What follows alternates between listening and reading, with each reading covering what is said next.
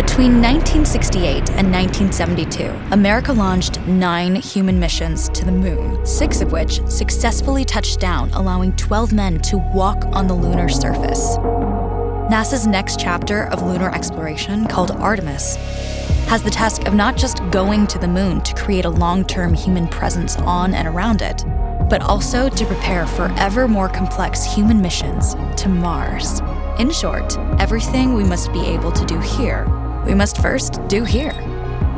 So, what will an Artemis mission look like?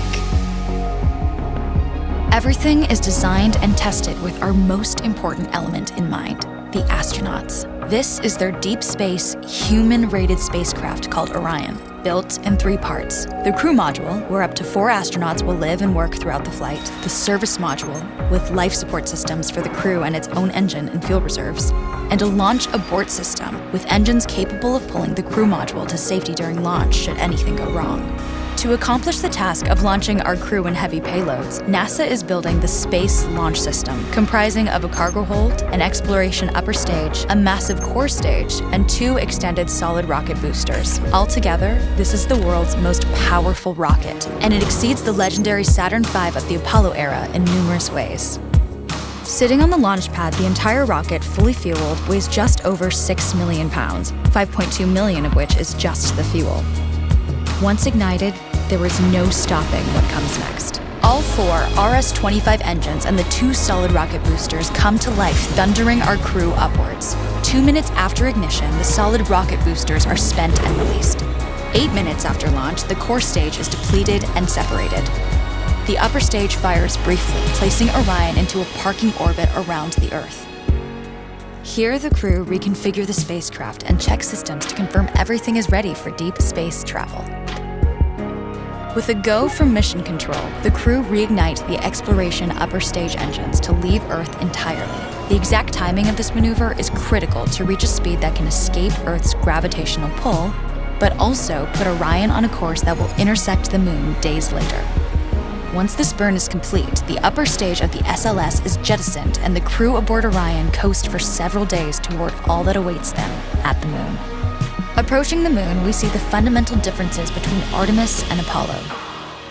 Instead of requiring Orion to serve as an expendable lunar command module or to carry a constrained lunar lander, the Artemis missions will take advantage of a different approach: pre-staging. Everything needed for lunar missions will be positioned in advance by commercial and international partners. This includes rovers, science experiments, and human-rated systems on the surface. But it also includes a dedicated lunar station in orbit around the moon called Gateway. Here at this station, we can pre-stage a robust lunar lander and establish a strong communications relay.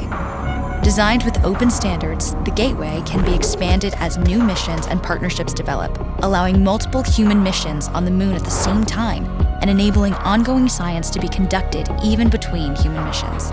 The Gateway is also capable of adjusting its orbit to allow access to every part of the moon, something the Apollo missions could not do. But the real key in this approach is placing Gateway in a unique halo orbit to perfect the maneuvers needed for Mars missions. And with the growing list of commercial and international opportunities, Gateway is the ideal hub between Earth and all that lies beyond. Returning to our crew as they approach Gateway, the Orion must match the elliptical orbit of the station in order to successfully dock. Once on board, pre-selected crew members transfer to the lunar lander, while those assigned to Gateway remain on station.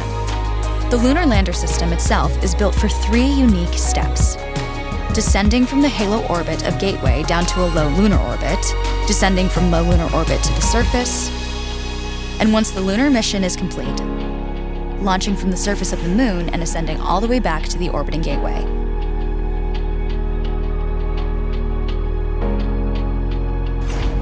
Once back aboard the Orion spacecraft and undocked from Gateway, the crew fire their engine once to break out of the halo orbit and once again to sling the spacecraft around the moon, placing it on a multi-day trajectory back towards Earth.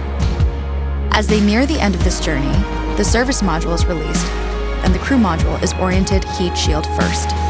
Entering Earth's atmosphere at 25,000 miles per hour, the friction of air slows Orion considerably, while also subjecting it to temperatures of 5,000 degrees. With the Orion now at just 300 miles per hour, a series of parachutes uniquely tested and produced for this moment deploy, decelerating the craft to just 20 miles per hour for splashdown. With each successful mission, Artemis ushers in the next wave of men and women to explore our moon and prove that together we are ready to go beyond.